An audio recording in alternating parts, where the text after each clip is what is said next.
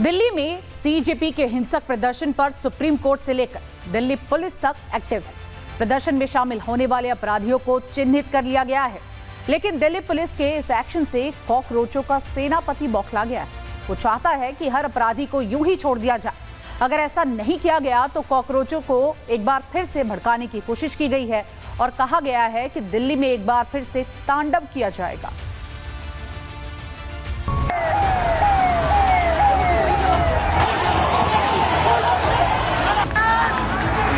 इतना सारा खून बहाकर भी सरकार का मन नहीं भरा है और वो बच्चों को ऐसे ही परेशान करती रही तो हम फिर से सड़क पर उतरेंगे और जल्दी उतरेंगे। जिन्होंने ये वायलेंस किया, ऐसे लोग सीजेपी के सपोर्टर नहीं है। ये एंटी सोशल एलिमेंट्स घुसाए गए। हम लोग ऐसे एक्शंस के लिए हम लोग उनको खंडन करते हैं।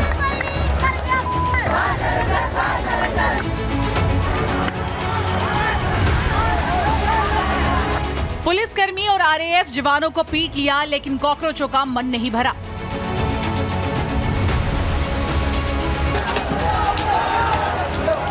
देश की संपत्ति को आग लगा दी गई, लेकिन कॉकरोचों का दिमाग ठिकाने नहीं आया।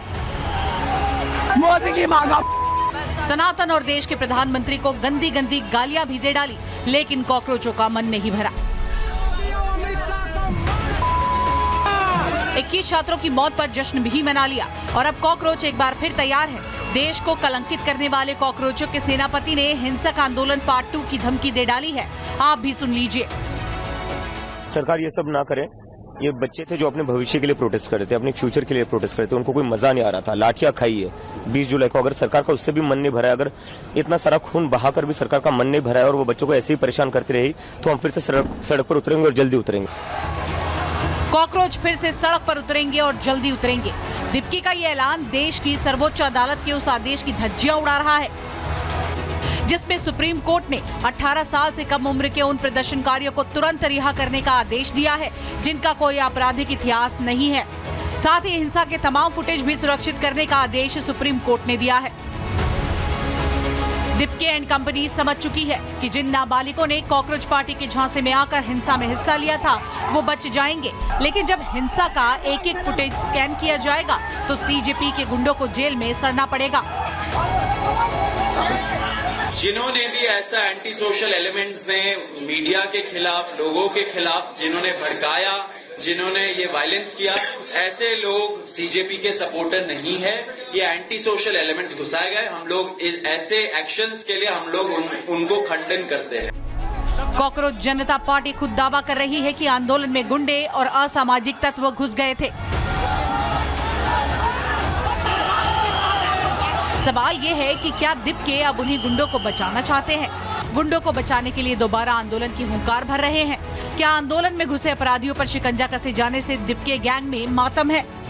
करना चाहिए, हम उनके समर्थन में हैं। सबके सामने, पूरे देश के सामने जॉइंट प्रेस कॉन्फ्रेंस हुई जिसमें उनके 2 मंत्री बैठे थे, सीजेपी के 2 लोग बैठे थे, जिसमें पूरे देश के सामने कहा गया कि इन बच्चों के खिलाफ जितनी भी एफआईआर हुई है आंदोलन की वो वापस ली जाएगी।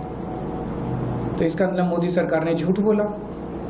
मोदी सरकार को वापस लेनी चाहिए, सारी एफआईआर विड्रॉ होनी चाहिए। बच्चों को क्यों परेशान किया जा रहा है, क्यों तंग किया जा रहा है बच्चों को?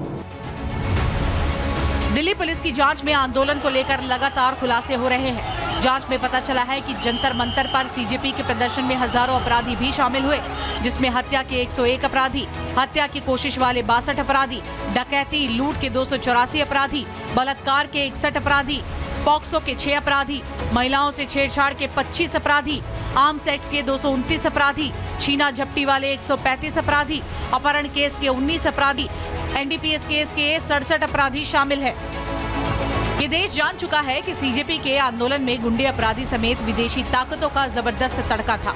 कॉकरोच एक्सपोज हो चुके थे, दाना पानी भी बंद हो गया था। तो क्या यही वजह है कि कॉकरोच नया हिंसक आंदोलन करने के लिए बिलबिलाए हुए हैं? Bureau report, Republic Bharat.